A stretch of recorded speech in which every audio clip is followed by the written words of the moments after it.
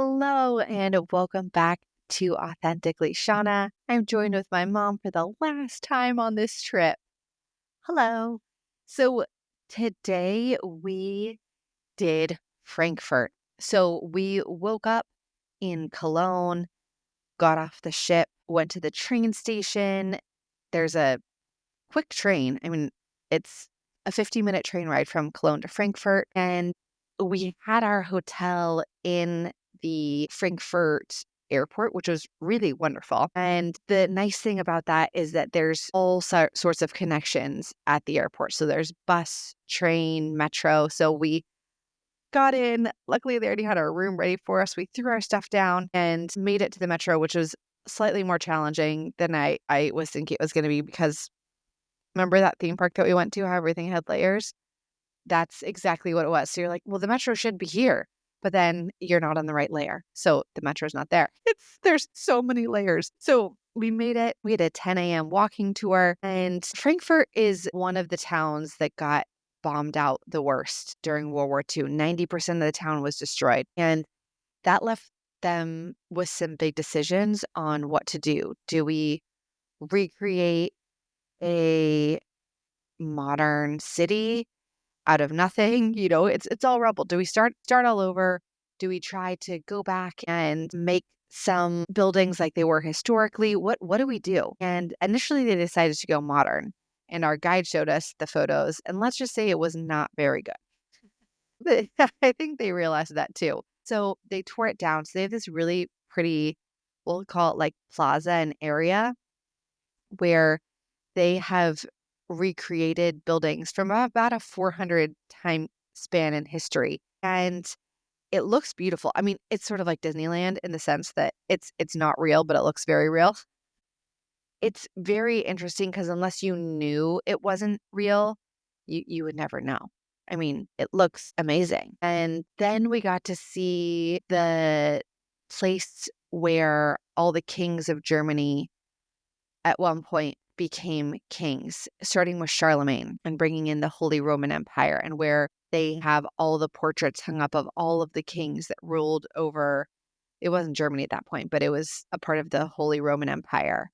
And it's just really fascinating because you see over time the change in style. So when you first see portraits, they're very regal, and then they become very warrior-esque, and then they become very French, and you see the French influence. So it's interesting of this like time capsule of portraiture over 1,000 years and how style really was changed and influenced by all the other people that were there at the same time with them. And then we went to the Jewish ghetto. So I didn't realize this, but Frankfurt had a ghetto for Jews starting in the 1600s.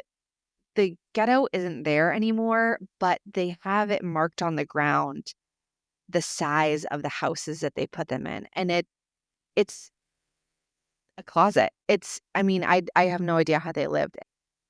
It's really amazing that that was what they chose. Maybe there wasn't anywhere else to live. Like, this does not seem like a great option to live here, but maybe that was their only option at that point in time. And you just wonder how for 200 years people lived like this.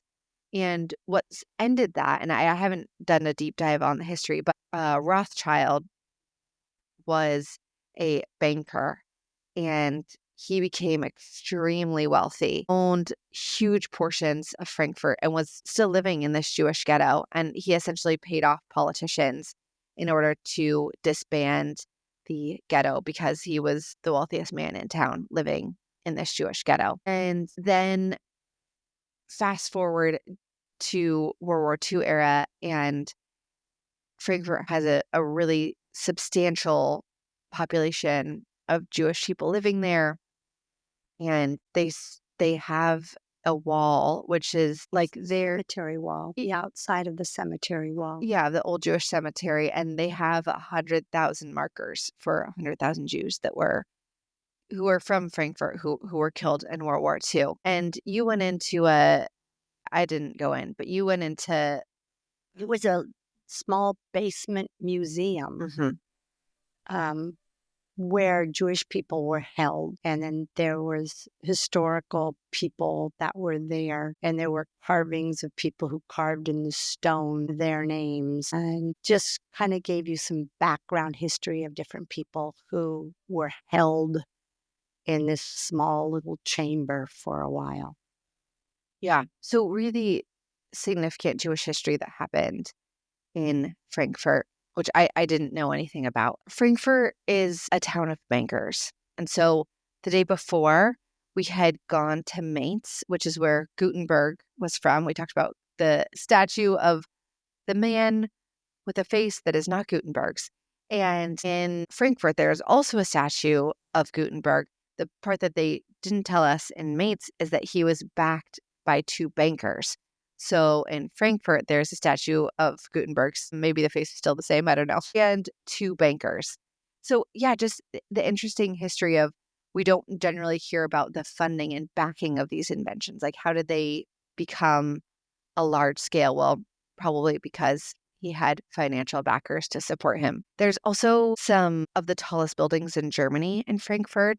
They're working on making more and more skyscrapers, but generally Germany does not have very tall buildings. And so they are working on making Frankfurt a larger town with more skyscrapers.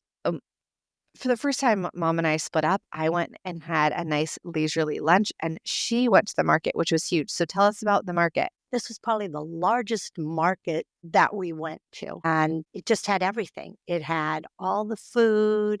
It had a lot of people, and it was a Sunday, so all the other stores were closed. So everybody is meeting out on the streets, out on the market, and as we were there, it was just a beautiful day. It was cold. I don't know, it just felt like Christmas. I got to taste some of the food on my own. I didn't really purchase anything that day because our suitcases were so stuffed. I was concerned about putting anything else on there, but just spent a couple of hours just walking around, looking at the different booths that they have. It was just absolutely fascinating to see how beautiful it is in a city, because this is old and new just steps away from each other. You have these tall skyscrapers, and then you have these little huts that people have made for Christmas in their booths. So I enjoyed my time shopping and exploring and tasting food. So we had a overall wonderful trip. What was your favorite part of the trip? Could you name your favorite part of the trip? Everything was wonderful. I think just being there in Germany and having Jewish history and roots and just learning about the area and seeing what it's like. It's been Christmas for us for many, many days, and it's been cold, and Germany is beautiful. They've done a beautiful job of making it a lovely place to live and to visit. People are kind. They help you with directions. They have a great way of getting around the cities for traveling for visitors. And the Rhine River is gorgeous. And I thoroughly enjoyed being there with you. Agreed. We had such a wonderful trip. We are so glad that we got to see the German Christmas markets and Germany at Christmas time. It feels pretty magical. Surreal. Yeah, it is. It is. So thank you so much for following along on our journey. We wish you a very Merry Christmas and happy 2025.